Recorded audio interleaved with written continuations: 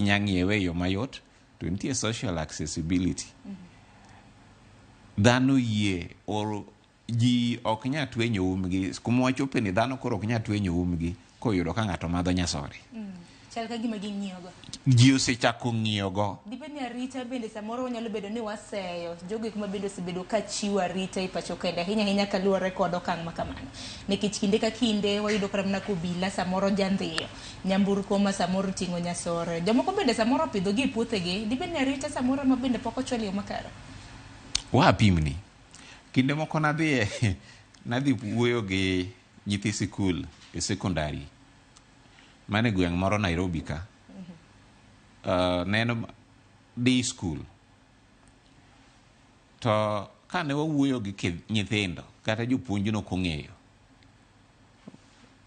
ne wawuondogi ni ng'eni wang'e ni nyasore opidho kain, to gimbe giyie ni nyasore nitie ka e flower bed mar school. Jopuonj kia nikech kata jonyuol mang'eny ok ong'eyo ni nyasore no kite chalo nade. Samoro nyapidhe to kodi ting'wede simoe tin to king'eyo kendo ibro dhi ywaye.